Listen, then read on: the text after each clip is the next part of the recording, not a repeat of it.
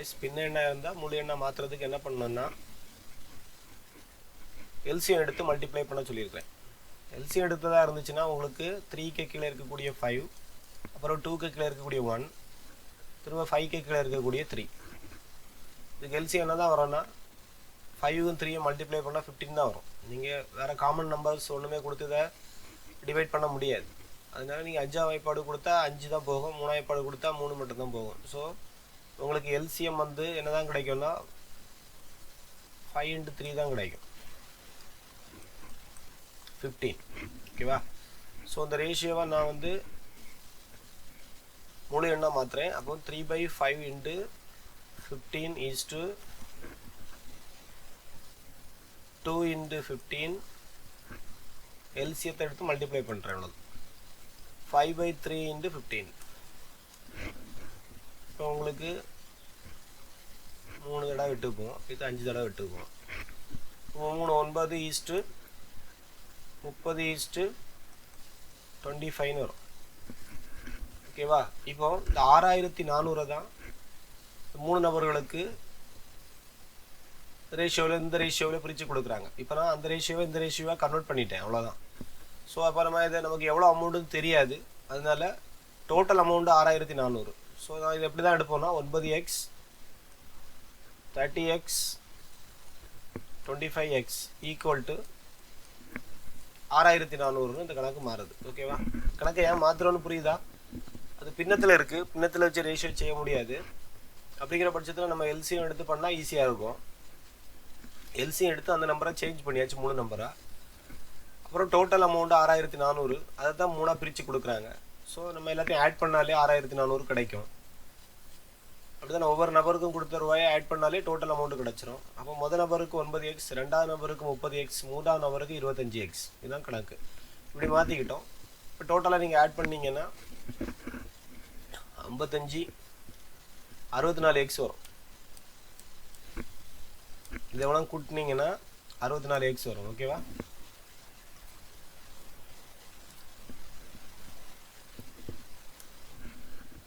இந்த சைடில் 6400 கட் பண்ணால் ஒரு 64 100 கிடைக்கும். எக்ஸினுடைய மதிப்பு 100. இப்போ உங்களுக்கு ரெண்டாம் நபருடைய தொகை கண்டுபிடிச்சிடலாம். ரெண்டாம் நபருக்கு வழங்கப்பட்டது எவ்வளோன்னா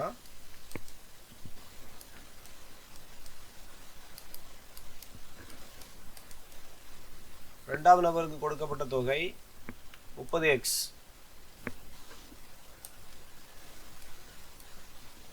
அப்போ 30 பெருக்கல் 100 3000. இப்போ ஆன்சர் எவ்வளவு? 3000 ரூபாய் ரெண்டாம் நபருக்கு கொடுக்கப்பட்ட தொகை. ஓகேவா? புரிஞ்சிருக்கும்னு நினைக்கிறேன். புரியலைன்னா திரும்ப ஒருக்கா சால்வ் பண்ணி பாருங்க.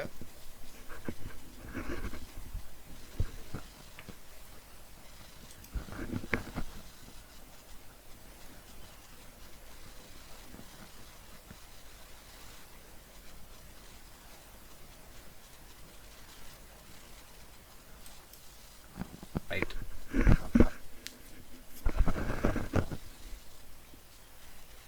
Next problem.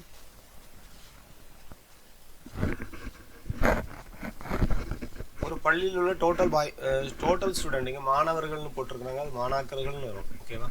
இங்கே பார்த்து இங்கிலீஷில் பாருங்கள்.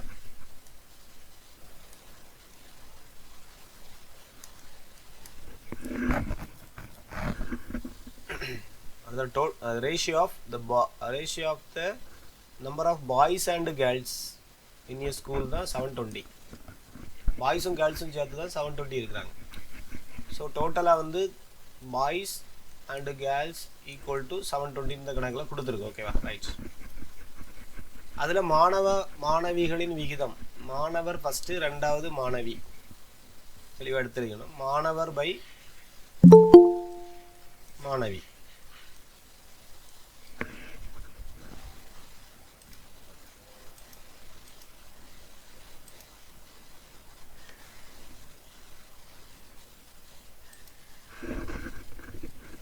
ஸோ மாணவர் பை மாணவி பார்க்கணும். இந்த கணக்கில் கொடுத்துருக்கிறது டோட்டல் ஸ்டூடெண்ட் பாய்ஸும் கேர்ள்ஸும் சேர்ந்து 720. மாணவ மாணவிகளின் விகிதம் கொடுத்துருக்கு 7:5. மாணவர் 7, மாணவி 5. ஓகேவா? அந்த அவர்களுடைய விகிதம் எதா மாற சொல்லுதுன்னா 1/1ன்னு மாற எத்தனை மாணவிகள் அந்த பள்ளியில் கூடுதலாக வந்து சேரணும்னு கேட்டிருக்கிறாங்க. ஸோ ஃபஸ்ட்டு வந்து மாணவர்களுடைய எண்ணிக்கையும் மாணவிகளுடைய எண்ணிக்கையும் கண்டுபிடிக்கணும் நீங்கள். அதுக்கு என்ன பண்ணணும்னா இது 7x இது 5xன்னு எடுத்து இந்த இடத்துல சப்ஸ்டிட் பண்ணிங்கன்னா டோட்டல் வேல்யூவில் போட்டிங்கன்னா உங்களுக்கு மாணவருடைய எண்ணிக்கையும் கிடச்சிரும், மாணவிகளுடைய எண்ணிக்கையும் கிடச்சிரும். ஓகேவா? எக்ஸ் வேல்யூ கண்டுபிடிச்சா மாணவர் எண்ணிக்கையும் மாணவிகள் எண்ணிக்கையும் கண்டுபிடிக்கலாம். ஸோ நம்ம என்ன பண்ண போகிறோன்னா மாணவரை 7xன்னு எடுக்கிறோம், மாணவிய எண்ணிக்கையை 5xன்னு எடுக்கிறோம். இப்போ ரெண்டையும் ஆட் பண்ணால் தான் உங்களுக்கு 720ன்னு தெரியும். அப்போ 7x + 5x = 720ன்னு கொடுத்துருக்குறாங்க. 12x = 720 கட் பண்ணிங்கன்னா 60. 12 படி சொல்லி கட் பண்ணியிருக்கிறேன். I12 60, R12 72. ஓகேவா? ரைட். இப்போ எக்ஸினுடைய மதிப்பு 60. இப்போ மாணவர்களுடைய எண்ணிக்கை பார்த்தீங்கன்னா 7R 42 420. மாணவிகளுடைய எண்ணிக்கை பார்த்தீங்கன்னா IR 30 300 கிடச்சிட்டா இந்த வேல்யூவை கொண்டு இங்கே சப்ஸ்டிட் பண்ணியிருக்கேன் 60 கொண்டு. இப்போ அவங்க ஒரு கண்டிஷன் கொடுத்துருக்காங்க, இதுதான் கணக்கு. அவர்களுடைய விகிதம் 1/1ன்னு மாறணுமா? மாணவிகள் விகிதம் 7/5 உள்ளதுன்னு பாட்டு நம்ம மதிப்பை கண்டுபிடிச்சாச்சு. இனிமேல் இவங்க ரெண்டு பேருடைய விகிதம் யாருடைய 2 பேருடைய விகிதம்னு கேட்டிங்கன்னா நான் கொடுத்துருக்கு. மாணவர் பை மாணவியினுடைய விகிதம் மாறணுமா? எப்படி மாறணும்னு கொடுத்துருக்காங்க? 1:1 2 பேரும் ஈக்குவலாக மாறணும்னு சொல்கிறாங்க. அப்போ இன்னும் எவ்வளோ மாணவிகள் வரணும்னு பார்த்தீங்கன்னா 420/300 + x. எவ்வளோ மாணவிகள் சேர்க்கணும்னா 300 கூட எக்ஸை சேர்க்கணும். ஈக்குவல் டு இந்த ரேஷியோ எதாவது மாறுது 1/1 மாறணும். இதுதான் கணக்கு. ஆனால் மனக்கணக்கிலே போட்டுடலாம். 2 பேரும் ஈக்குவலாக வரணும்னா இன்னும் மாணவிகளுக்கு எத்தனை போடணும் இந்த எண்ணிக்கையில்? 1:1 என்ன அர்த்தம்? ஆணும் பெண்ணும் சமம். அப்போ மாணவர் 420 இருக்கும்போது மாணவி கூட எவ்வளோ சேர்க்கணும்னு சொல்லியிருக்காங்கன்னா 120 சேர்த்தா அது இதான் மாறிடும், 420 மாறிடும். சரியா? நீங்கள் இந்த ப்ரொசீஜர் படி செஞ்சாலும் எக்ஸினுடைய மதிப்பு 120 தான் வரும். இதில் மனக்கணக்கில் போட்டிங்கனாலும் 1/1 மாறணும்னா 120 தான் வரும். நீங்கள் ப்ரொசீஜர் படி செய்யுங்க. ஏன்னா எல்லா கணக்குலையும் 1:1 கேட்க மாட்டாங்க. சரி, 1:3 இல்லைனா 2:1 இந்த மாதிரி ஏதாவது கேட்பாங்க. அப்படிங்கிற பட்சத்தில் இந்த மாதிரி தான் சால்வ் பண்ணணும். எப்படி 2 பேருக்கு ரேஷியோவும் போட்டுட்டு யாரு கூட ஆட் பண்ண சொல்கிறாங்கன்னு பார்க்கணும். மாணவி கூட இன்னும் எவ்வளோ மாணவிகள் சேரணும்னு போட்டிருக்கு. அப்போ 300 + எவ்வளோ சேரணும்னு நமக்கு தெரியாது. ஸோ மாணவியோட எண்ணிக்கை கூட +x சேர்த்துருக்கிறேன். எவ்வளோ எண்ணிக்கை சேர்க்கணுங்கிறது நமக்கு தெரியாது, அதனால x சேர்த்துருக்கேன். இனிமேல் நீங்கள் கிராஸ் பண்ணால் போதும். 420 = 300 + xன்னு வரும். இதில் எக்ஸை மட்டும் அந்த சைடு வைங்க, 300 இந்த சைடு கொண்டு வந்துடுங்க. 420 - 300 ரெண்டையும் மைனஸ் பண்ணிங்கன்னா 120 = xன்னு கிடைக்கும். ஸோ இன்னும் மாணவிகள் எண்ணிக்கை எவ்வளோ சேர்க்கணும்? 120 சேர்த்தா அந்த ரேஷியோ 1:1 மாறும். ஓகேவா? இதுதான் ப்ரொசீஜர் படி செய்யக்கூடியது.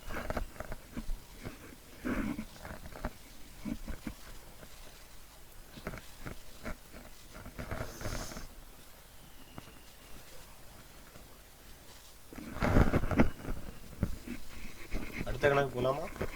வருவோம். ஒரு ஸ்க்ரீன்ஷாட் போட்டு வச்சுக்கலாம். அடுத்த ரொம்ப முக்கியமான கணக்கு இந்த பால் மற்றும் தண்ணீர் கணக்கு, மிக்சிங் கணக்கு. ஓகேவா?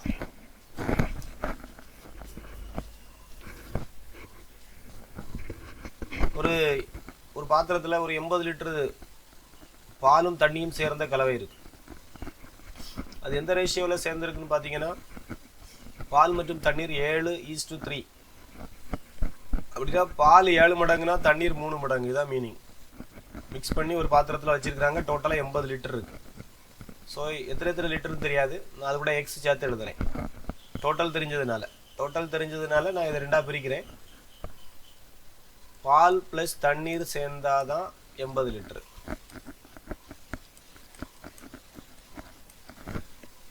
ஓகேவா? லிட்டர். ஸோ நான் பாலினுடைய ரேஷியோவை 7x, தண்ணீருடைய ரேஷியோவை 3xன்னு எடுத்துகிட்டு 80க்கு ஈக்குவல் பண்ணுறேன்.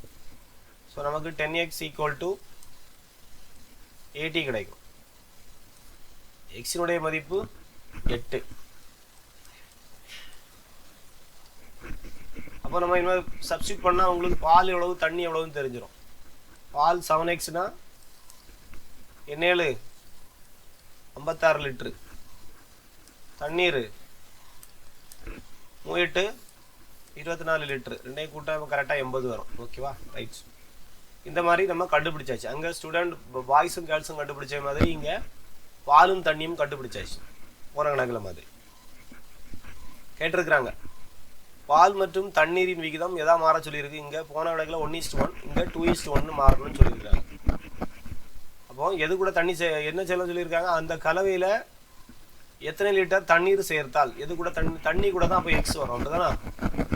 தண்ணி கூட தான் சேர்க்க போகிறாங்க. அப்போ தண்ணி கூட எக்ஸ் சேர்க்கணும். அந்த ரேஷியோ எழுதிட்டு அங்கே எத்தனை மாணவிகள் வந்து சேர்ந்தாங்கன்னு போட்டதுனால 300 + x போட்டோம். இங்கே தண்ணீர் கூட சேர்க்குற சொல்கிறதுனால 24 + x சேர்க்கணும். ஓகேவா? இங்கே அதுவும் நீங்கள் உன்னிப்பாக கவனிக்க வேண்டியது பால் மற்றும் தண்ணீரின் விகிதம் தான் விகிதம் கொடுத்துருக்காங்க. சில நேரம் தண்ணீர் மற்றும் பால்னு கொடுத்தா மேலே தண்ணீர் வரும், கீழே பால் வரும். ஓகேவா?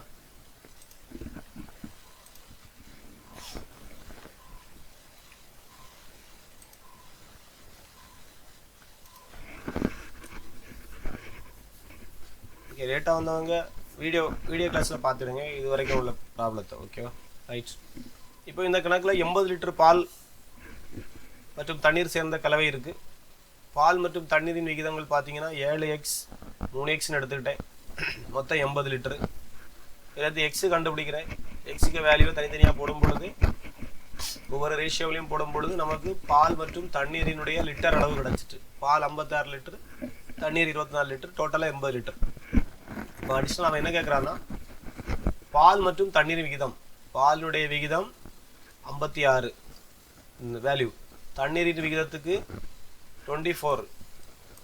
தண்ணீரில் எத்தனை லிட்டர் சேர்த்தா அந்த ரேஷியோ எதாவது மாறும்னு கேட்குறாங்க. 2/1 மாறும். இதுதான் கண்டிஷன், கடைசி கண்டிஷன். பால் மற்றும் தண்ணீரின் விகிதம், பாலின் அளவுக்கும் தண்ணீரின் அளவுக்கும் உள்ள விகிதம் 2/1 மாறணும்.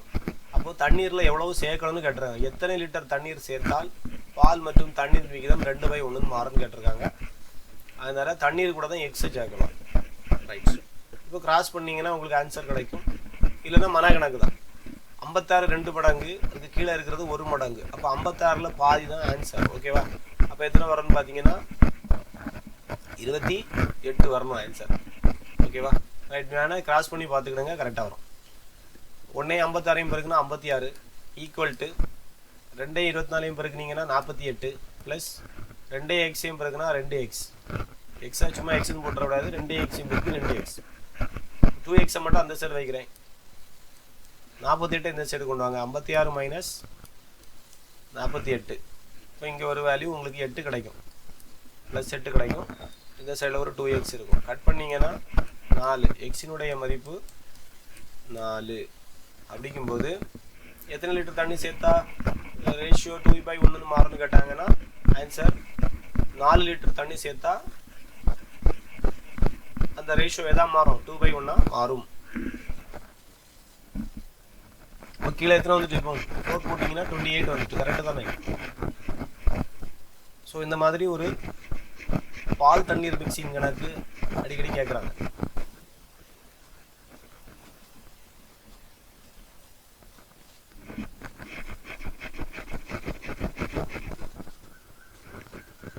ஓகேவா? இதை ஒரு ஸ்க்ரீன்ஷாட் போட்டு வச்சுருக்கேன்.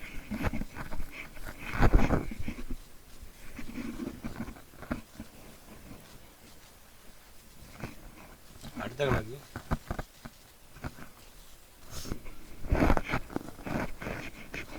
ஒரு பள்ளியில் மாணவிகளின் விகிதம் கொடுத்துருக்குறாங்க 4:5 என உள்ளது. 100 மாணவிகள் அந்த பள்ளியை விட்டு வெளியே போகிறாங்க. வேண்டான்னு சொல்லிட்டு இந்த ஸ்கூல் வேண்டான்ட்டு வெளியே போகிறாங்க. அப்படி போகும் பொழுது அந்த ரேஷியோ மாறுது. மாணவியின் விகிதம் இது வரைக்கும் பார்த்த கணக்கெல்லாம் ஆட் தான் பண்ணோம். இந்த கணக்கில் மைனஸ் பண்ண வேண்டியிருக்கு. ஏன்னா மாணவி எங்கே போகிறாங்க, பள்ளி விட்டு வெளியே போகிறாங்க. வெளியே போகிறதுனால அது எண்ணிக்கை குறையும் போது மைனஸில் போடணும். ஓகேவா? மாணவி விகிதம் 6/7 என மாறுகிறது. எனில் மாணவர்களின் எண்ணிக்கையை காண்க. மாணவர்களின் எண்ணிக்கை எத்தனை பேர் இருக்காங்கன்னு கேட்டிருக்காங்க. ஒரு குழப்பமும் இருக்கக்கூடாது. முதல்ல மாணவிகளின் விகிதம் கொடுத்துருக்காங்க. மாணவர் 4x அந்த ரேஞ்சில் இருக்குது அப்படிதானா. மாணவிகள் 5 இருக்கிறாங்க 5x. ஓகே, 100 மாணவிகள் அந்த பள்ளியை விட்டு விலகுறாங்க. ஓகேவா, இங்கே டோட்டல் பாய்ஸோ ஒன்றுமே கொடுக்கல, அதனால நம்ம வந்து தனித்தனியாக கண்டுபிடிக்க வேண்டிய அவசியமும் இல்லை. நம்ம என்ன பண்ணணும்னா மொத்த எண்ணிக்கை நமக்கு தெரியாதனால மாணவர் எண்ணிக்கை 4xனே இருந்துட்டு போட்டு, மாணவிகள் எண்ணிக்கை 5xனே இருந்துட்டு போட்டு, இதுலேருந்து ஒரு 100 மாணவிகள் இந்த பள்ளியை விட்டு போகிறாங்க. மாணவிகள் எண்ணிக்கையில் இப்போ எவ்வளோ குறையுது, 5xல இருந்து ஒரு 100 குறைக்கணும். சரியா, மொத்த மாணவிகள் எண்ணிக்கை 5x, அதுலேருந்து ஒரு 100 பேர் வெளியே போகிறாங்க, அதனால மைனஸ் போட்டிருக்கிறேன். ஈக்குவல் டு அப்படி போனாங்கன்னா ரேஷியோ சேஞ்ச் ஆகுது. எப்படி மாறுதுன்னா 6/7ன்னு மாறுதான். இதில் மாணவர்களின் எண்ணிக்கை கேட்டிருக்கு. மாணவர்களுடைய எண்ணிக்கை வந்து 4x. ஸோ எக்ஸ் கண்டுபிடிச்சி என்ன பண்ணால் போதும், இந்த மாணவர்களுடைய எண்ணிக்கையில் கொண்டு சப்ஸ்டியூட் பண்ணால் போதும். அப்படிங்கிற பட்சத்தில் கிராஸ் பண்ணிடுங்க. 4 28x, 6 30x -600. இதை சால்வ் பண்ணிங்கன்னா ஆன்சர் கிடைக்கும். இந்த 28x எங்கே கொண்டு வாங்க, அப்போ 30x -28x, எக்ஸ் எல்லாம் ஒரு சைடு கொண்டு வந்துட்டேன். இந்த -600 அந்த சைடு கொண்டு வந்தால் +600. இப்போ மைனஸ் பண்ணிங்கன்னா 2x, இங்கே 600, கட் பண்ணிங்கன்னா 300. மாணவர்களின் எண்ணிக்கை எவ்வளோ கொடுத்துருக்குன்னு பார்க்கணும். மாணவர்களின் எண்ணிக்கை எவ்வளோ எடுத்திருக்கிறோம், 4xன்னு எடுத்திருக்கிறோம். ஸோ 4 × 300 எக்ஸுக்கு மதிப்பு. இப்போ 1200 மாணவர்கள் படிக்கின்றனர்.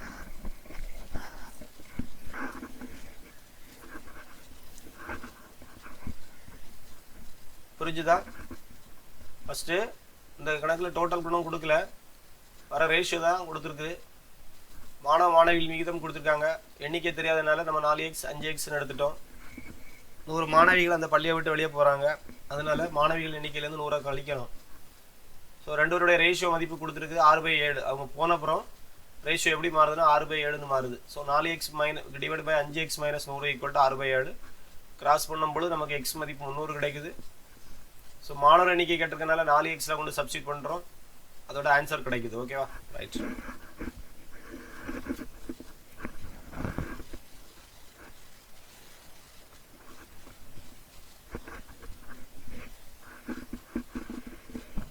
அடுத்தது நாணயம் கணக்கு.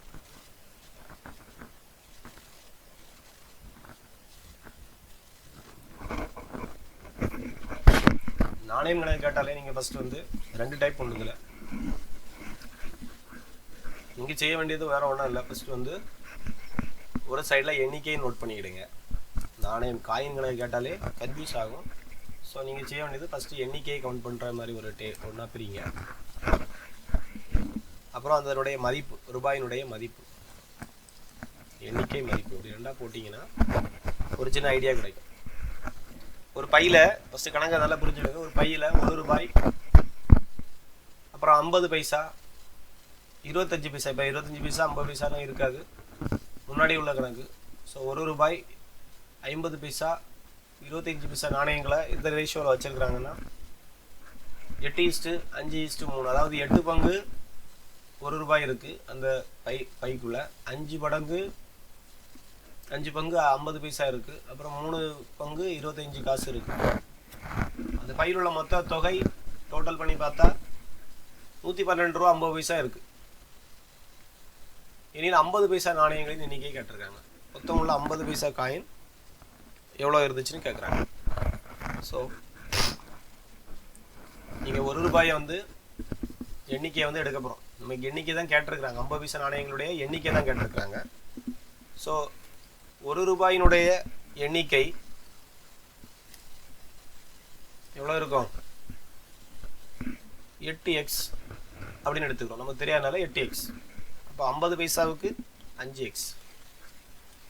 50 பைசாவினுடைய எண்ணிக்கை 5xன்னு எடுக்கிறோம். புரியுதா? அதே மாதிரி 25 பைசாவினுடைய எண்ணிக்கையும் 3x எடுக்கிறோம்.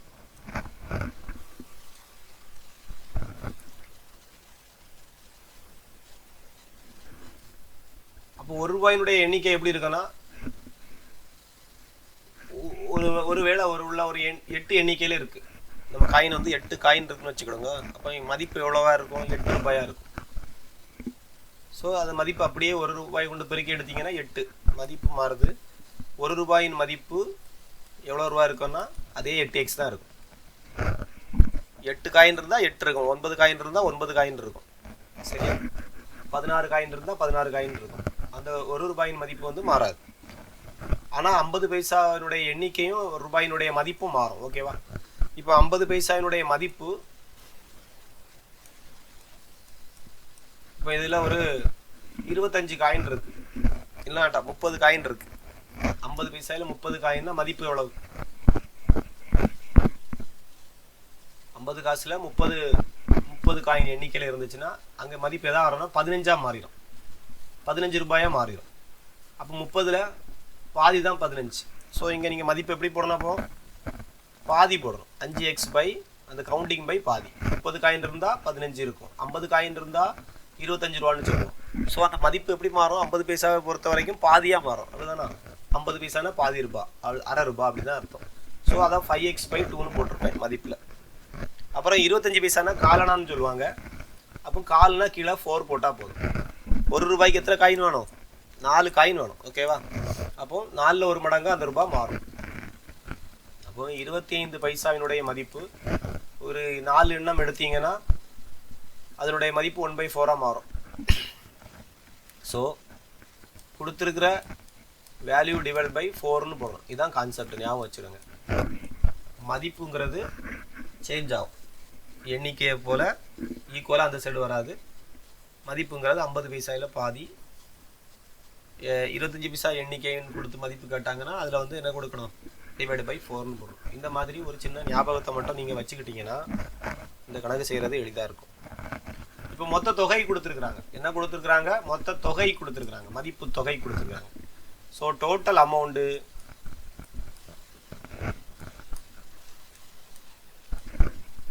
₹112.50 கொடுத்துருக்காங்க. இப்போ நீங்கள் எண்ணிக்கை ஆட் பண்ணி அந்த வேல்யூக்கு ஈக்குவல் பண்ணுவீங்களா, இல்லை மதிப்பு ரூபாய் ஆட் பண்ணி அந்த ஈக்குவல் பண்ணுவீங்களான்னு பார்த்தீங்கன்னா மதிப்பு ரூபாயை தான் ஆட் பண்ணணும். புரியுது? அதுக்கு தான் நம்ம மதிப்பு கண்டுபிடிச்சது. எண்ணிக்கை வச்சு ஆட் பண்ணால் டோட்டல் கவுண்டிங் கொடுத்துருப்பாங்க. மொத்தம் இவ்வளோ காயின் இருந்துச்சு, ஒரு பை நிறைய இவ்வளோ காயின் இருந்துச்சுன்னு சொன்னீங்கன்னா எண்ணிக்கையை வச்சு நீங்கள் ஆட் பண்ணிங்கன்னா மொத்த காயின் எடுத்துக்கலாம். அவன் வந்து எண்ணிக்கையை கொடுத்து வச்சுக்கிட்டு எங்கே போயிருக்கிறான்? டோட்டல் அமௌண்ட்டை கொடுத்து வச்சுருக்கிறான். அப்போ அந்த எண்ணிக்கைக்கு நீங்கள் கரஸ்பாண்டிங் என்ன கண்டுபிடிக்கணும்? ரெஸ்பெக்டிவ் என்ன கண்டுபிடிக்கணும்னா அதனுடைய மதிப்பை கண்டுபிடிக்கணும். ஸோ அதனால தான் நான் என்ன பண்ணேன்னா ₹1 அதே எண்ணிக்கையில் இருக்கும், 50 பைசானா அதில் பாதி இருக்கும், 25 பைசா உள்ள ரூபானா அதில் உள்ள 1/4 மடங்கு மதிப்பில் தான் இருக்கும். ஓகேவா? ரைட், அந்த மாதிரி போட்டோம். சரி, அப்போ நீங்கள் ஆட் பண்ண வேண்டியது 8x + 5x/2 3x/4 எல்சியம் எடுத்து ஆட் பண்ணி இதை சுருக்குனா ஆன்சர் கிடைக்கும். எல்சியம் எடுத்தீங்கன்னா 2க்கு 4க்கு எல்சியம் போட்டிங்கன்னா 4, 1 2 4க்கு எல்சியம் எடுக்கிறோம். ஆனால் சைடில் எடுத்து பார்த்துருங்க. 1 அதுக்கு 8 1, அப்புறம் 2 4, 1 2 2 2 4. ஸோ எல்லாத்தையும் பெருக்கி போடும்போது 4 வரும். 4ஆல் மேலே பெருக்கினா 32x, 2ஆல் பெருக்கினா 10x, 3x, 4க்கு 4 3x. ஸோ 112.50. இப்போ மேலே இருக்கிறதெல்லாம் ஆட் பண்ணிங்கன்னா எத்தனை 3 வரும்? 45x வருமா? ஓகே, 45x/4 இங்கே 112.50. ஓகேவா? இனிமேல் இதை சிம்பிளிஃபை பண்ணிங்கன்னா 5ஆவது பாடு சொல்லி அங்கே இங்கே வெட்டணும், புள்ளியை ரிமூவ் பண்ணணும். இந்த மாதிரி பண்ணிங்கன்னா உங்களுக்கு இதை புள்ளியை ரிமூவ் பண்ணுறதுக்கு 5க்கு பின்னாடி இருக்க 0 விட்டலாம், மேலே எங்களையும் 10ஆல் பெருக்கி வச்சுட்டாங்கன்னா 1000 இல்லை புள்ளிலாம் விட்டு கொடுத்துட்டு கடைசியாக என்ன பண்ணிட்டா போதும், அதுக்கு எத்தனை புள்ளி இருக்கோ அந்த புள்ளியை கவுண்ட் பண்ணி வச்சிட்டிங்கன்னா போதும், ஈஸியாக வேலை முடியும். இல்லைனா ஒன்று பண்ணலாம், 45x = 112.5 எத்தனையால் பெருக்கிறீங்க? 4ஆல் பெருக்கிறீங்க. பெருக்கிட்டு அது மாதிரி வெட்டு கொடுத்தாலும் சரி தான். நமக்கு ஆன்சர் வந்து எக்ஸ் இஸ் ஈக்குவல் டு 10ன்னு வரணும். கட் பண்ணி பாருங்கள், வரும். ஸோ இது நமக்கு ஆன்சர் இல்லை. நமக்கு என்ன கேட்டிருக்கிறாங்க, 50 பைசாவினுடைய காயின் எண்ணிக்கை. ஸோ ஆன்சருக்கு வரேன். ஸோ ஆன்சர் கேட்டிருக்கிறது 50 பைசா நாணயங்களின் எண்ணிக்கை.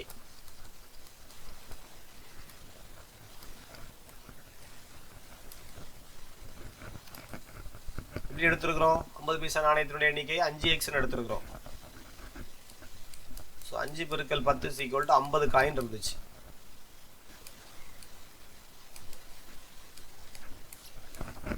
ஆன்சர் வந்து 50 எண்ணம். ஓகேவா?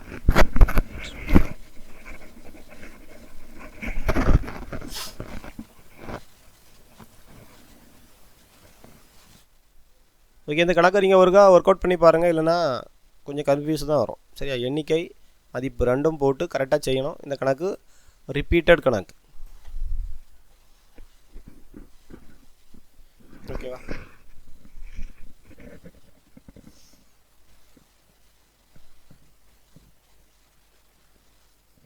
அடுத்த கணக்கு. போன கணக்கில் டோட்டல் அமௌண்ட் கொடுத்துருந்தாங்க. இந்த கணக்கில் டோட்டல் காயின்ஸோட எண்ணிக்கை கொடுத்துருக்காங்க. 2 மாடல் கணக்கு சொன்னோம்ல, இது 2வது மாடல். பாருங்க,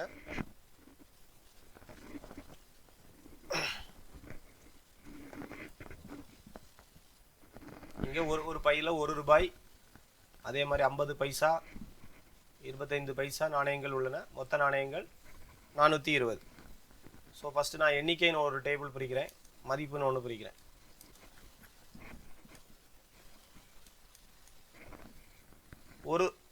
ஒரு ரூபாய் நாணயத்துடைய எண்ணிக்கை எவ்வளோ கொடுத்துருக்காங்கன்னா 2:3:5ங்கிறது 1 ரூபாயை வந்து 2x எடுத்துக்கலாம். எண்ணிக்கையை 1 ரூபாய் எண்ணிக்கை 2x. 50 பைசாவினுடைய எண்ணிக்கை எத்தனை எக்ஸ் எடுப்பீங்க? இப்போ 3x எடுப்பீங்க. அதே இது 25 பைசாவினுடைய எண்ணிக்கையை 5x எடுப்பீங்க. ஓகேவா? இந்த கதை புரிஞ்சிடல? ரைட். இனிமே மதிப்பு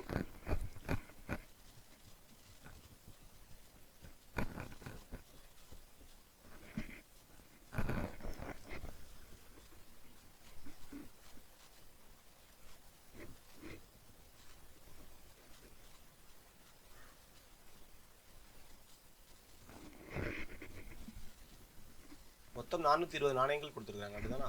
சரி. நாணயங்களுடைய மதிப்புகளின் விகிதம் கொடுத்துருக்குறாங்க. எது கொடுத்துருக்குறாங்க? எண்ணிக்கை விகிதம் கொடுக்கல. எது கொடுத்துருக்கு? மதிப்புகளின் விகிதம் கொடுத்துருக்கு. ஸோ மதிப்புகள் எப்படி மாறும்னு பாருங்க.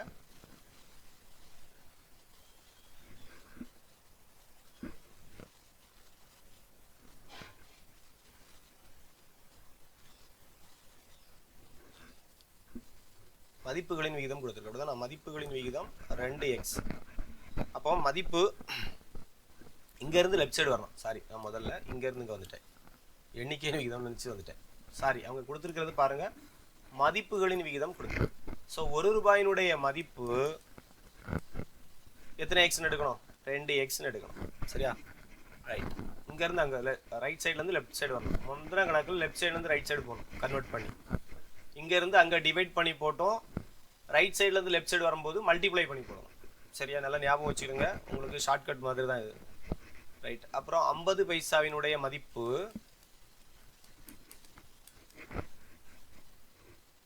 3x இருந்துச்சுன்னா நீங்கள் பார்த்துருங்க. போன கணக்கில் பார்த்தோம், இந்த சைட்லேருந்து அந்த சைடு வரும் பொழுது எண்ணிக்கையிலேருந்து மடங்கு பாதியாக இருக்குது. இப்போ இங்கே 5 ரூபாய் இருக்குன்னு வச்சுருங்க மதிப்பு. காயினுடைய எண்ணிக்கை எத்தனை மடங்காக இருக்கும்?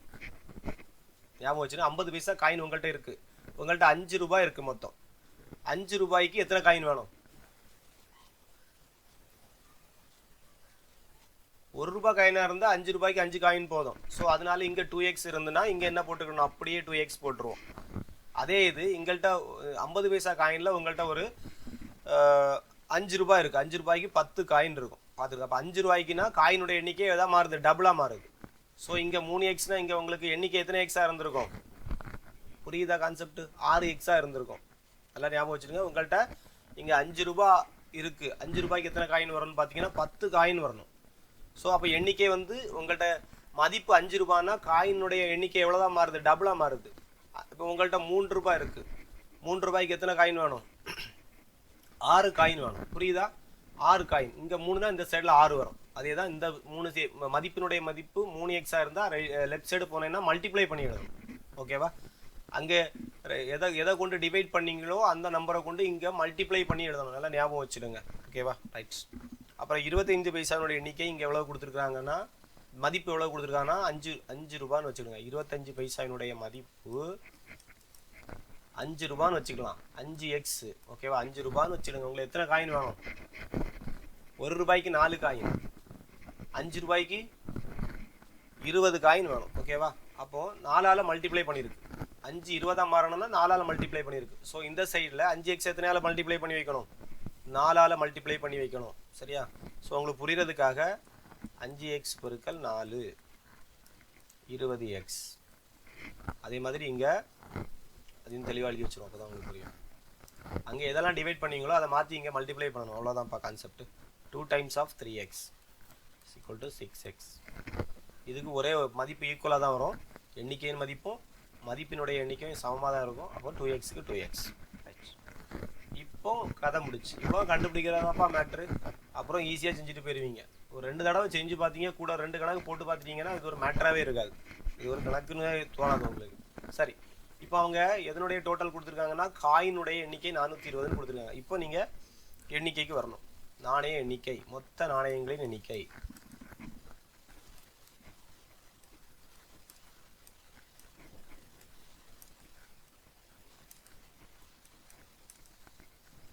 மொத்த நாணயங்களின் எண்ணிக்கை ஈக்குவல் டு எவ்வளோ கொடுத்துருக்குறாங்க? 420. அதெல்லாம் ஆட் பண்ணியிருப்பாங்க. அப்போ 2x 6x 20x இதெல்லாம் ஆட் பண்ணால் 420. இப்போ 26 28x வரும். இந்த 38ஆ? கரெக்டு தானே? 2000 8 28x தானே வரும். S, 28x.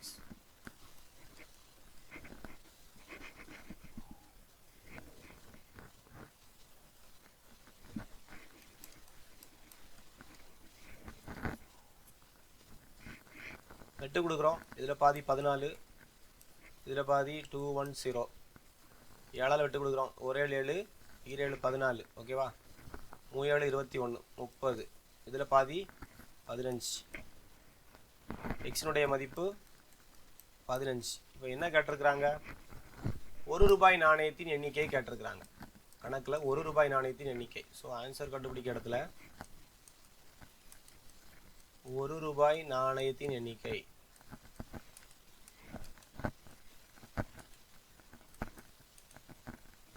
ஒரு ரூபாய் நாணயத்தின் எண்ணிக்கை. 1 ரூபாய் நாணயத்தினுடைய எண்ணிக்கைக்கு எவ்வளோ பர்சன்டேஜ்? 2x எடுத்துருக்கோமா?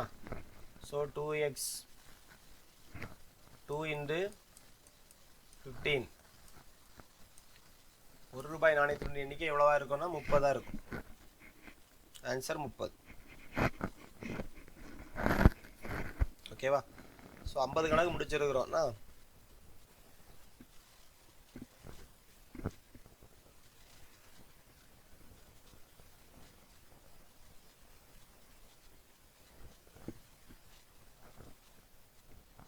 என்ன ஒரு கிளாஸ் நமக்கு தேவைப்படும் கேட்டிங்களா? நாளைக்கு ஒரு நாள் கிளாஸ் தேவைப்படும். மீதி இருக்க ப்ராப்ளம். சரியா? நான் அதில் முக்கியம் வேறு இதுக்கு ரிலேட்டடான நாளைக்கு எடுக்கக்கூடிய மாடல்லாம் வேறு இருக்கும். அது பர்சன்டேஜ் வச்சு வரக்கூடிய கணக்கு. அது நாளைக்கு. ஓகேவா? இன்றைக்கி இதே ரிலேட்டட் ப்ராப்ளம் வேறு எதாவது இருக்கான்னு பார்த்துட்டு ஹோம்ஒர்க் போட்டு விட்றேன். ஓகேவா? இதுங்க இப்போ 50வது கணக்கு முடிச்சிட்டிங்களா? நோட் பண்ணிடுங்க. 2 காயின் கணக்கு முடிச்சிருக்கிறோம். 2ல் ரொம்ப முக்கியமான கணக்காகவும் காயின் கணக்கு செஞ்சு பார்த்துருங்க. அப்புறம் 53வது கணக்கு வாங்க. இது நம்ம ஆல்ரெடி பார்த்துட்டோம் காலையிலே. ஃபஸ்ட்டு ஒரு டோட்டல் அமௌண்ட்டை 3 ரேஷியோவாக பிரிக்கிறாங்க. இந்த 3 ரேஷியோ எதில் இருக்குது? பின்ன எண்களில் இருக்குது. அப்போ நீங்கள் இதுக்கு என்ன பண்ணுவீங்க? எல்சியம் எடுத்து கட் பண்ணுவீங்க. கட் பண்ணிவிட்டு அதை எக்ஸ்னு போட்டு எழுதுவீங்க. எழுதிட்டு தொகை எவ்வளோன்னு கேட்டிருக்கு. என்ன கேட்டிருக்கு? 3 பாகங்களினுடைய தொகை எவ்வளோன்னு கேட்டிருக்கு. ஒவ்வொரு பாகத்துக்கும் அந்த எக்ஸினுடைய மதிப்பை போட்டு என்ன செய்யணும்? பெருக்கணும். ஆன்சர் எழுதி வச்சுறேன், நீங்கள் செஞ்சு பாருங்கள். ஓகேவா? இது எப்படி எழுதணும்னு ஃபஸ்ட் லைட்டாக சொல்லி தரேன். ஃபஸ்ட்டு வந்து 805 எதுக்கு ஈக்குவல் பண்ணியிருக்கிறாங்கன்னா இந்த மாதிரி 1/2 எக்ஸு 2/3 எக்ஸ் இந்த மீனிங்கில் தான் வருது. புரியுதா? இதெல்லாம் ஆட் பண்ணால் இந்த ரூபான்னு கொடுத்துருக்குறாங்க. இதுக்கு எல்சிஎம் எடுத்து செஞ்சாலே ஆன்சர் வந்துடும். ஓகேவா? நான் இந்த மாதிரி ரேஷியோவாக கொடுத்துருந்தாங்கன்னா, நான் அந்த பின்னமாக கொடுத்துருந்தாங்கன்னா முழு எண்ணை மாற்ற சொல்லியிருக்கிறேன். இல்லைனா இதே மாதிரி போட்டு நீங்கள் செஞ்சாலும் ஆன்சர் வந்துடும். இதே மாதிரி 1/2. ஆனால் கொஞ்சம் கஷ்டமாக இருக்கும். அதனால் முதல்ல மாற்றி வச்சுட்டிங்கன்னா பெட்டராக இருக்கும். 2, 3, 4க்கு எல்சிஎம் எடுத்துடணும். ஓகேவா? 3, 6, 6, 2, 12 எல்சிஎம் 12. ஸோ அப்போ நம்ம எப்படி பண்ணுறோன்னா,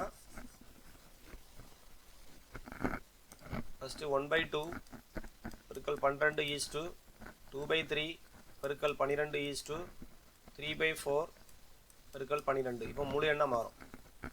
6, 2, 12, 4, 3, 12, 3, 4, 12. புதிய ரேஷியோ நமக்கு கிடச்சிருக்கு 6:8:9. ஓகேவா? ரைட். இனிமேல் நம்ம 3 ரேஷியோவும் தெரிஞ்சாச்சு. அப்போ 3 சம பாகங்களாக பிரிக்கிறோம். இது முதல் அமௌண்ட் 6x, ரெண்டாவது அமௌண்ட் 8x, மூணாவது அமௌண்ட் 9xன்னு எடுத்துகிட்டு எல்லாத்தையும் ஆட் பண்ணிங்கன்னா உங்களுக்கு டோட்டல் எவ்வளோ? 805. 805. இதுலேருந்து எக்ஸ் கண்டுபிடிக்கணும். எக்ஸ் கண்டுபிடிச்சிங்கன்னா 8 6 14, 14 9 23 எக்ஸ்னு வரும். இதை கண்டுபிடிச்சி எக்ஸ் என்ன வரும்னு பாருங்கள். அப்புறம் என்ன கேட்டிருக்கிறாங்க? 3 அமௌண்ட்டும் கேட்டிருக்கிறாங்க. முதல் அமௌண்ட்டு 6x என்ன வரும்னு பாருங்கள். ரெண்டாம் தொகை 8x என்ன வரும்னு பாருங்கள். மூன்றாம் தொகை இதான் ஆன்சர் 9xக்கு என்ன வரும்னு பாருங்கள். இவ்வளோ. ஓகேவா? எக்ஸ் கண்டுபிடிச்சி இதில் போட்டாங்க. சரி, லைட்டாக ஒரு ஸ்க்ரீன்ஷாட் எடுத்து வச்சுட்டு கண்டினியூ பண்ணிடுங்க. ரைட், எடுத்தங்கன்னா போயிடும்.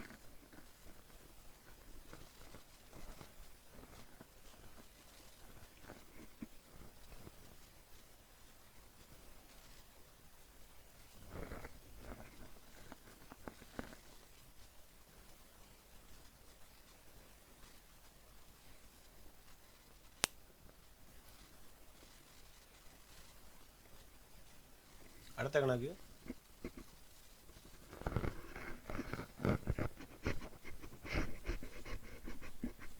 இப்படி ஒரு கணக்கு. நாணய கணக்கில் இது 3வது டைப்.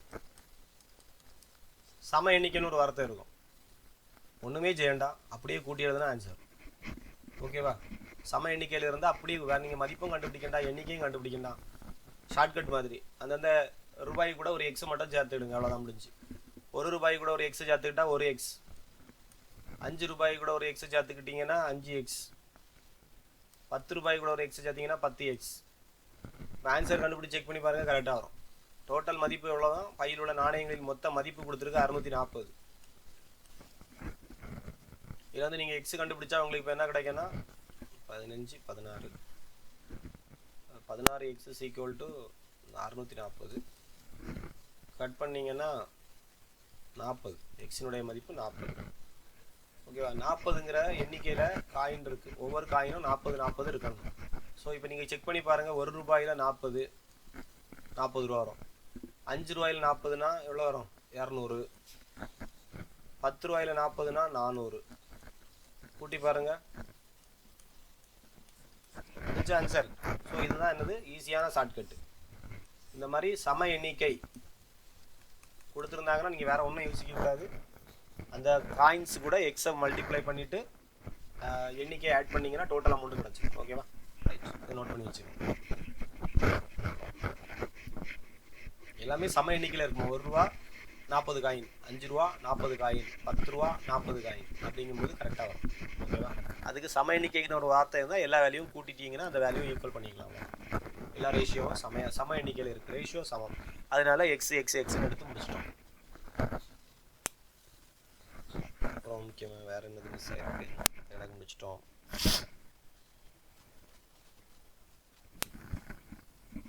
56வது கணக்கு ஹோம்ஒர்க்கு. நான் அன்றைக்கே சொல்லி தந்தேன். பெரிய ரேஷியோ எதுன்னு கண்டுபிடிக்கணும். ரேஷியோவாக இருக்கிறத நீங்கள் எப்படி மாற்றிடுங்க? 2/3, 3/5, 4/7, 5/8ன்னு மாற்றி வச்சுட்டு என்ன பண்ணுங்கள்? நான் ஒன்று சொல்லி தந்தோம்ங்களா? ஃபஸ்ட்டு முதல் ரெண்டையும் கம்பேர் பண்ணுங்கள். 2/3, 3/5 எடுத்துகிட்டு க்ராஸ் பண்ணி மேலே ரவுண்ட் பண்ணி எழுத சொன்னோம்ல, ஞாபகம் இருக்கா? 2 5 10, கிராஸ் பண்ணிங்கன்னா குறுக்கே பெருக்கிறேன் 3 9 இதில் எது பெருசு? அங்கே சின்னது இதுன்னு கேட்டது நம்ம பெருசாக கட் பண்ணி தரணும். இங்கே பெருசு எதுன்னு கேட்டிருக்கு, அதனால இந்த பின்னம் தான் பெருசு. பெரிய மதிப்புக்கு நேராக கீழே வரக்கூடிய பின்னம் தான் பெரிய பின்னம். அப்போ இது கட் பண்ணிடணும், முடிஞ்சு. அப்புறம் அதையும் அதுக்கு அடுத்ததையும் கம்பேர் பண்ண போகிறோம். 2/3 எடுத்துட்டு அடுத்த பின்னம் 4/7, இது ரெண்டும் கிராஸ் பண்ணுவோம். 7 14, 3 12. அப்போ எது பெரிய பின்னம்? இதுதான் பெருசு, இது தப்பு, சின்னதை விட்டுருங்க. அப்போ திரும்பியும் 2/3 எடுத்து கடைசியாக இருக்கக்கூடிய 5/8 கூட கம்பேர் பண்ண போகிறேன். கிராஸ் பண்ணுறேன். 7 16, 3 15. ஸோ 2/3 தான் பெருசு, இதெல்லாம் சின்னது. அப்போ உள்ளதுலேயே பெரியது எதுன்னு கேட்டால் 2:3. புரியுதா? ஷார்ட்கட் எடுத்து ரெண்டாவது எப்படி செஞ்சேன்னு பார்த்துருங்க புதுசாக அட்டன் பண்ணுறவங்க.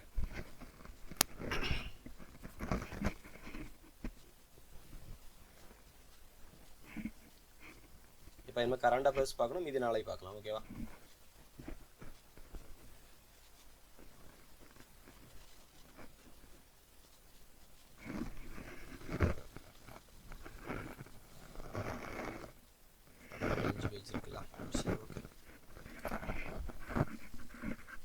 நாளை காலையில் முடிச்சிரும்.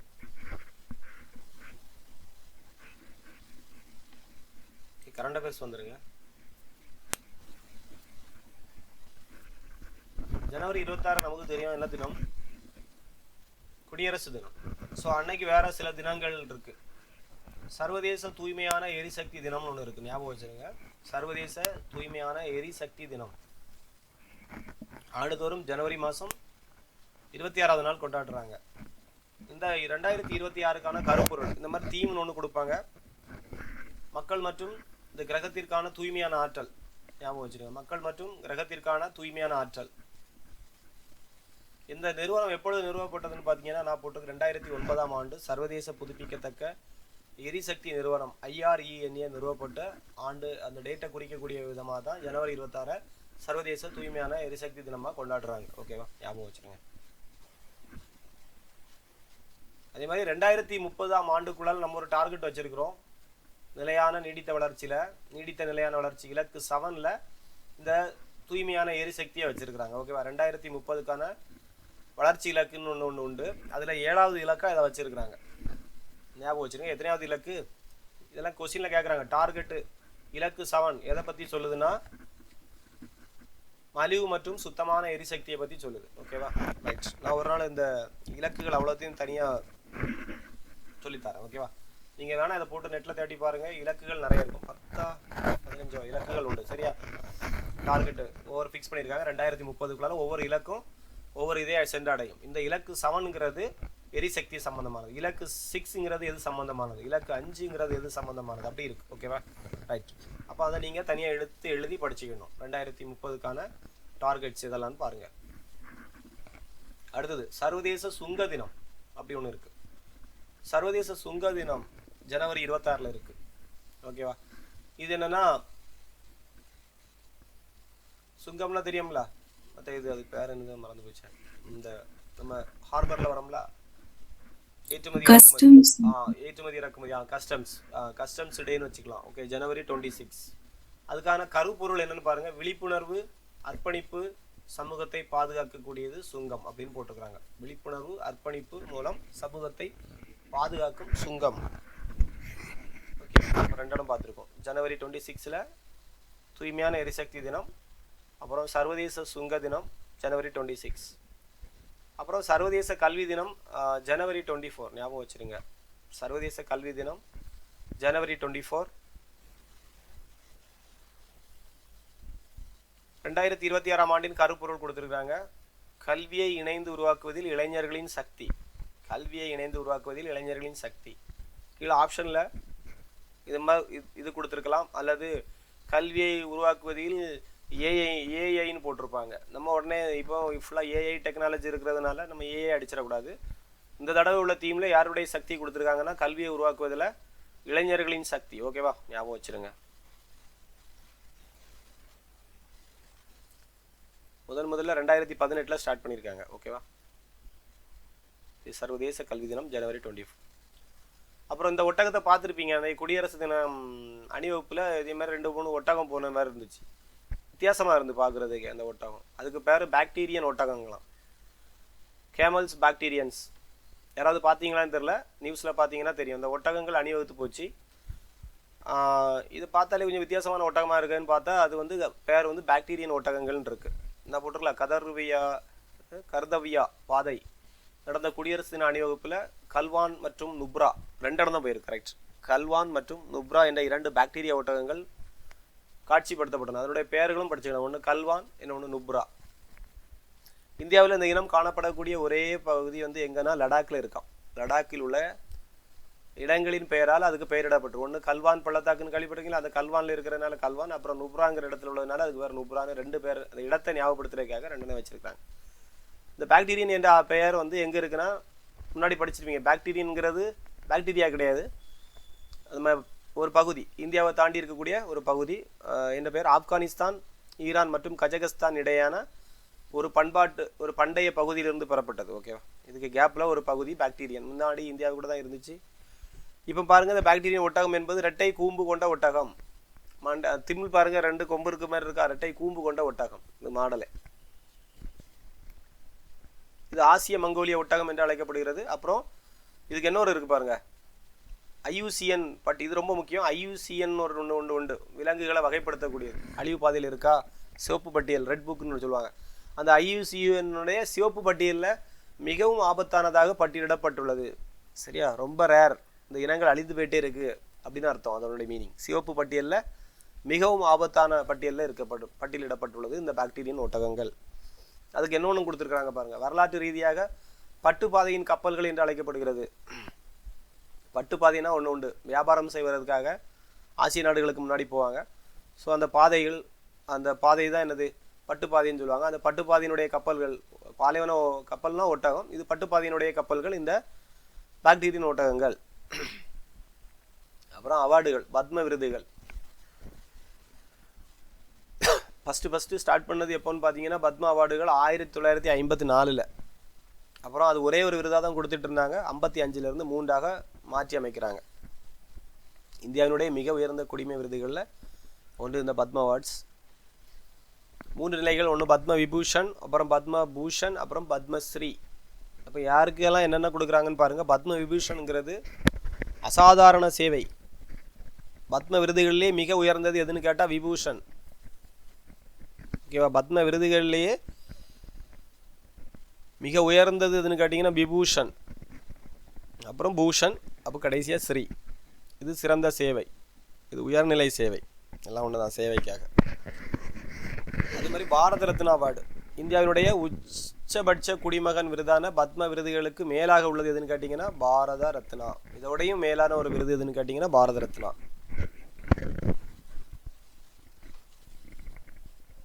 அப்புறம் இந்த 2026 உள்ள பத்ம அவார்டு விருதுகளெல்லாம் நீங்கள் படிச்சுக்கிட வேண்டியதான். முடிஞ்ச அளவு எத்தனை பேர் படிக்க முடியுமோ படித்து வச்சுடுங்க. இதில் 131 புகழ்பெற்ற நபர்கள் தேர்ந்தெடுக்கப்பட்டுள்ளார்கள்னு போட்டிருக்கு. மொத்தம் 131, அந்த கவுண்டிங்காவது படித்து வச்சுடுங்க. பத்ம விருதுகளுக்கு 131 பேர் 2026 தேர்ந்தெடுக்கப்பட்டார்கள். பத்ம விபூஷனுக்கு ஒரு 13 பேர். பத்ம பூஷன் இல்லை 5, பத்ம விபூஷனுக்கு 5 பேர் இருக்குது. அந்த 5 பேரையும் கரெக்டாக படிச்சிருங்க. அப்புறம் ஒரு 13 பத்ம பூஷன், அப்புறம் 113 பத்மஸ்ரீ விருதுகள். ஓகேவா, 13 ஈஸியாக ஞாபகம் வச்சுக்கலாம். 13, 113. அப்புறம் முக்கியமான நபர்களுக்கு பேர் இருக்கும் பாருங்கள், அதெல்லாம் நோட் பண்ணி வைக்கலாம். தர்மேந்திரா மற்றும் மம்முட்டி, அவங்களாம் 2 பேரும் நடிகர்களாம். உச்ச நீதிமன்ற நீதிபதி KD தாமஸ், மூத்த அரசியல்வாதி அச்சுதானந்தன், கேரளாவில் உள்ளவர். பாடகி அல்கா யாக்னிக் மற்றும் கிரிக்கெட் வீரர் ரோஹித் சர்மா. ஓகேவா, ரோஹித் சர்மாங்கிறது நமக்கு டக்குன்னு ஞாபகம் வரும். அப்புறம் மம்முட்டியும் ஞாபகம் வரும். அப்புறம் தர்மேந்திராங்கிற ஒரு நடிகர் ஞாபகம் வரலாம், சிலவங்களுக்கு தெரிய வாய்ப்பு இருக்குது. அப்புறம் பத்ம விபூஷன் விருது பெற்ற 5 பேர் யாருன்னு பாருங்கள். தர்மேந்திரா சிங், கலை, மகாராஷ்டிராவில் உள்ள ஒரு கலை சம்பந்தமான தர்மேந்திரா சிங் தியால். அப்புறம் KD தாமஸ், கேரளாவில் உள்ளவர். அப்புறம் ராஜம், அவரும் கலை சார்ந்த உத்தரப்பிரதேசம் போட்டிருக்காங்க. B நாராயணன், இலக்கியம் மற்றும் கல்வி, கேரளா.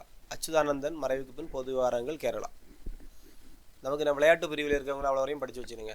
ரோஹித் சர்மா, ஹர்மன் பிரீத் கவுர், பிரவீன் குமார், சவிதா புனியா, பல்தேவ் சிங் மற்றும் பஜானி வேல் ஓவராலும் எந்தெந்த விளையாட்டு தொடர்புடையவங்கன்னு சொல்லி நோட் பண்ணி வச்சுருங்க. ஓகேவா? நீங்களும் கரண்ட் அஃபேர்ஸ்லாம் கொஞ்சம் முக்கியமானது பார்த்துடுங்க. அப்புறம் சுபாஷ் சந்திரபோஸ் ஆப்தா பிரபந்தன் புரஸ்கார் அவார்டு யாருக்கு கொடுத்தாங்கன்னு கேட்டிங்கன்னா, ஒரு நிறுவனத்துக்கும் கொடுத்தாங்க, ஒரு தனிநபருக்கும் கொடுத்தாங்க. நிறுவனம் பிரிவுன்னு பார்த்தீங்கன்னா சிக்கிம் மாநில பேரிடர் மேலாண்மை ஆணையம். சிக்கிம்னா தெரியும், 1975 உருவாக்கப்பட்ட ஒரு மாநிலம் தான் சிக்கிம். சரியா? மேலே ஒரு சின்ன கொம்பு போல் இருக்கும் இந்திய மேப்பில். ஓகேவா? அந்த சிக்கிம் மாநில பேரிடர் மேலாண்மை ஆணையத்துக்கு தான், SSDMAவுக்கு தான் சுபாஷ் சந்திரபோஸ் ஆப்தா பிரபந்தன் புரஸ்கார் அவார்ட் கிடச்சி. ஓகேவா? அப்புறம் தனிநபர்னு பார்த்தீங்கன்னா ஒரு நபர் உண்டு, இருக்கு, லெப்டினன்ட் கர்னல் சீதாவை ஞாபகம் வச்சுருங்க. Lieutenant colonel Seetha Ashok Shelke. இவங்களுக்கு எதுக்குன்னா, இந்த வயநாடு நிலச்சரிவின் பொழுது அங்கே உள்ள இந்த மீட்பு பணிகளுக்கு இவங்க தான் தலைமை தாங்கினவர். ஓகேவா? கர்னல் சீதா அசோக் ஷெல்கே. மனிதாபிமான உதவி மற்றும் பேரிடர் நிவாரண நடவடிக்கைகளுக்கு தலைமையேற்றவர் இந்த சீதா அசோக் ஷெல்கே. வயநாட்டில் நிலச்சரிவு ஏற்பட்டு நிறைய பேர் இறந்தாங்கல்ல 2024. அந்த டைமில் இவங்க தான் அதுக்கு தலைமையேற்று அந்த பேரிடர் மீட்பு பணிகளை நடத்தினாங்கன்னு சொல்லி அவங்களுக்கு அந்த அவார்டை கொடுக்குறாங்க. அப்புறம் இது நம்ம டிஎன்பிஎஸ்சிக்கு தேவையான ஒரு விஷயம் தான். தமிழ் வழியில் படித்தவர்களுக்கான சட்ட திருத்தம் 2010. PSTM கோட்டா இருக்குல்ல, அதை வந்து இப்போ என்ன பண்ணி வச்சுருக்காங்க, கொஞ்சம் மொத்தம் 20% ரிசர்வேஷன் இடம் இருக்குல்ல. இப்போ என்னென்னா, ஆல்ரெடி அதை யூஸ் பண்ணி நீங்கள் குரூப் 4 எடுத்திருந்தீங்கன்னா திரும்பவும் குரூப் 4 எழுதி அந்த PSTM சர்டிஃபிகேட்டை பயன்படுத்த முடியாதுன்னு இப்போ கொண்டு வந்திருக்கிறாங்க. அந்த PSTM சர்டிஃபிகேட்டை நீங்கள் அதோட அதிகமாக உள்ள வேலைவாய்ப்புகள் ஏதாவது இருந்துச்சுன்னா பயன்படுத்திக்கலாம். அப்படின்னா என்ன அர்த்தம், குரூப் 4 நீங்கள் ஆல்ரெடி பயன்படுத்தி வேலை வாங்கியிருந்தீங்கன்னா அந்த நபர் ஒருவேளை குரூப் 2 எழுதி பாஸ் பண்ணிங்கன்னா உங்கள்கிட்ட டிகிரி சர்டிஃபிகேட் PSTM இருந்துச்சுன்னா நீங்கள் அதை அங்கே யூஸ் பண்ணிக்கலாம். அடுத்து குரூப் 2ல் வேலை பார்க்குறவங்க குரூப் 1 எழுதி PSTM சர்டிஃபிகேட் அங்கே யூஸ் பண்ணிக்கலாம் அப்படின்னு இருக்குது. ஓகேவா? இது எந்த வேலைக்கும் சேர முடியாது, ஒரு வேலையில் சேர்ந்தால் முடியாதுன்றது இப்போ அப்படி கிடையாது. உங்களுக்கு என்னென்ன வேலைக்கு ஹையர், அதாவது உதவி அதிகமான ஊதியம் கொண்ட பதவிகளுக்கு மட்டுமே முன்னுரிமைக்கு அந்த PSTM திரும்ப நீங்கள் பயன்படுத்திக்கலாம்னு கொடுத்துருக்காங்க. அப்புறம் தமிழ்நாடு அரசினுடைய திட்டங்கள், இந்த திட்டங்கள் எல்லாம் திருப்பி பார்க்க வேண்டியதுதான். இந்த கவர்மெண்ட் இருக்கிறது வரைக்கும் இந்த கவர்மெண்ட்டுடைய திட்டத்தை போட்டு படிக்க வேண்டியதுதான். ஓகேவா? ரைட். கலைஞர் கனவு இல்ல திட்டம் 2024-25 தொடங்கப்பட்ட ஒரு திட்டம், ஞாபகம் வச்சுடுங்க. அந்த அறிக்கையில் அறிவிக்கப்பட்டது. 2024-25 என்ன பண்ண போகிறாங்கன்னா, முதல்ல 1 லட்சம் வீடு கட்டுறாங்க. 2030 குடிசைகள் இல்லாத தமிழ்நாடை மாற்ற போகிறாங்களாம். ரைட்ஸ். இதுதான் என்னது, கலைஞர் கனவு இல்ல திட்டம். அப்புறம் முதல்வரினுடைய கிராம சாலைகள் மேம்பாட்டு திட்டம், அதுக்கு MGSMD. இது 2022-23 காலக்கெடுவில் தொடக்கப்பட்ட ஒரு திட்டம் தான் முதல்வரின் கிராம சாலைகள் மேம்பாட்டு திட்டம். ஓகே, அதை பிள்ளை படிச்சுட்டேன். அப்புறம் உங்களுடன் ஸ்டாலின் திட்டம், இது ஜூலை 15. இது முக்கியமாக கேட்பான், உங்களுடன் ஸ்டாலின் ஜூலை 15. இந்த கவர்மெண்ட் இருந்தால் இந்த கொஸ்டின்லாம் வரும். ஜூலை 15, 2025 எந்த இடத்துல தொடங்கப்பட்டதுன்னு வர கேட்பாங்க. சிதம்பரம், கடலூர் மாவட்டத்தில் ஃபஸ்ட்டு தொடங்கினாங்க. சரியா? அப்புறம் எத்தனை அரசு சேவைகள் வீட்டுக்கு வந்து வழங்கிடுவாங்களாம், 40 அரசு சேவைகள் வீட்டு வாசலுக்கு வந்து வழங்குதல். Okay, rights. இதுதான் உங்களுடன் ஸ்டாலின் திட்டம், ஜூலை 15, 2025.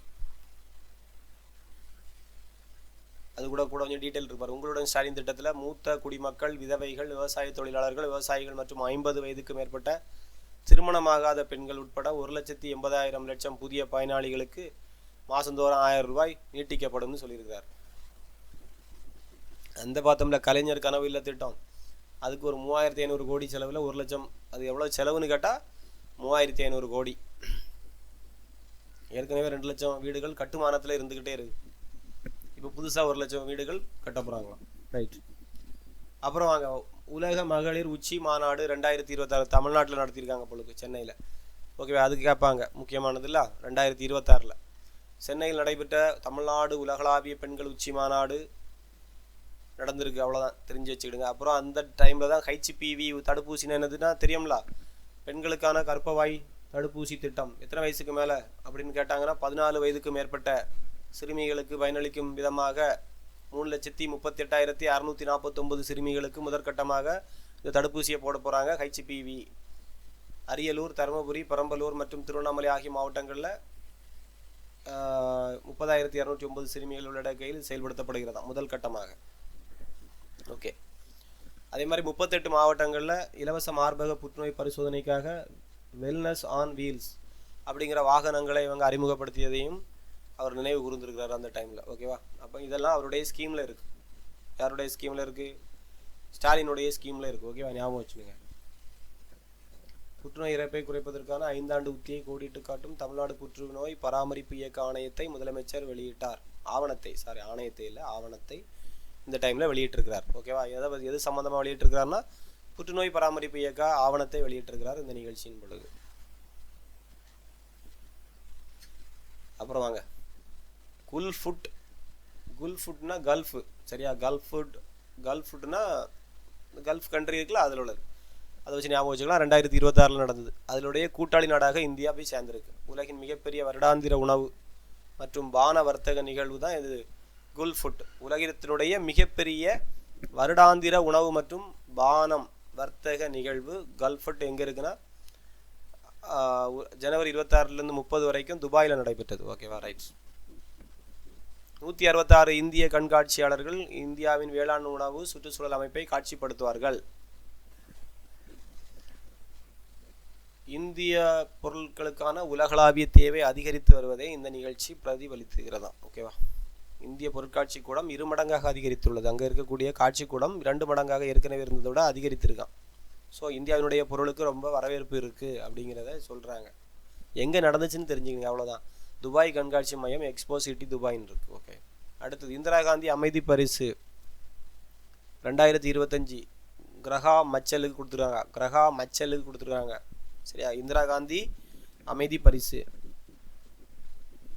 எந்த நாட்டை சேர்ந்தவருக்கு கிடச்சிருக்குன்னு பார்த்தீங்கன்னா மொசாம்பிக் மனித உரிமை ஆர்வலர் கிரகா மெச்சலுக்கு அமைதி, ஆயுத குறைப்பு மற்றும் மேம்பாட்டுக்கான இந்திரா காந்தி பரிசு வழங்கப்பட்டுள்ளது. ஓகேவா, அப்புறம் இந்த ஒரு பேஜும் பார்ப்போம். தமிழ்நாடு சிறப்பு பகுதி மேம்பாட்டு ஆணைய மசோதா அப்படின்னு ஒரு மசோதா போட்டிருக்கிறாங்க 2026. இப்போ சட்டசபை கூடுற நேரத்தில் போட்டிருப்பாங்க. தமிழ்நாடு சிறப்பு பகுதி மேம்பாட்டு ஆணைய மசோதா அப்படின்னா என்னது? நிலையான ஒரு உட்கட்டமைப்பு வேணும். வளர்ச்சிக்காக எந்த ஒரு பகுதியையும் சிறப்பு மேம்பாட்டு பகுதியாக அறிவிக்க மாநில அரசுக்கு அனுமதி இருக்குது. சரியா, சிறப்பு மேம்பாட்டு பகுதியாக ஏதாவது ஒரு பகுதியை நீங்கள் வளர்ச்சி அடைய வைக்கணும் தமிழ்நாட்டில் அப்படின்னு நினைக்கிறீங்கன்னா இந்த சட்டத்தை பயன்படுத்தி அந்த பகுதியை சிறப்பு மேம்பாட்டு பகுதியாக அறிவிக்க மாநில அரசை அனுமதிக்கும் சிறப்பு பகுதி மேம்பாட்டு ஆணைய மசோதா 2026 தமிழ்நாடு சட்டமன்றம் நிறைவேற்றியுள்ளது. முதல் கட்டத்தில் எதெல்லாம் சேஞ்ச் பண்ண போகிறாங்கன்னா மாமல்லபுரம், கன்னியாகுமரி போன்ற பகுதிகள் அவற்றினுடைய வரலாற்று, சுற்றுச்சூழல் மற்றும் சுற்றுலா முக்கியத்துவத்தை கருத்தில் கொண்டு உள்ளடக்கப்படும். 2 பகுதிகளுக்கும் ஃபஸ்ட்டு ட்ரை பண்ணுறாங்க இந்த மசோதாவுக்கு கீழே. அப்படின்னா என்னென்னா இந்த ஏரியாவில் இருக்கக்கூடிய சுற்றுலாத்தலங்களை மேம்படுத்துகிறாங்க. ஓகேவா, ரைட்ஸ். அந்த பகுதியினுடைய வளர்ச்சியை மேம்படுத்துவதற்காக. அப்புறம் ஸ்ப்ரிண்ட் 1 அப்படின்னு ஒன்று இருக்குது. ஸ்ப்ரிண்ட் 1 தமிழ்நாட்டின் எளிதான இணையமுறை சொத்து பதிவு. இதுக்கு முன்னாடி ஸ்டார் ஆஃபீஸ், ஸ்டார் 1, ஸ்டார் 2.0, அப்புறம் ஸ்டார் என்ன இருக்குது 3.0 எளிமைப்படுத்தப்பட்ட வெளிப்படையான பதிவு நிர்வாகம். இது ஸ்டார் எங்கே யூஸ் பண்ணுறாங்கன்னா நம்ம இப்போ ரெஜிஸ்ட்ரேஷன் ஆஃபீஸில் இந்த சாஃப்ட்வேரை யூஸ் பண்ணுவாங்க. ஸ்டார் 3.0 அதுக்கு பேர் இப்போ மாற்றிருக்காங்க. ஸ்ப்ரிண்ட் 1 தொடங்கப்பட்ட ஸ்ப்ரிண்ட் 1 அப்படின்னா ஸ்டார் 3.0 டிஜிட்டல் சர்வீஸ் இன் தமிழ்நாடு. அதான் ஸ்ப்ரிண்ட், ஞாபகம் வச்சுருங்க. அதோடைய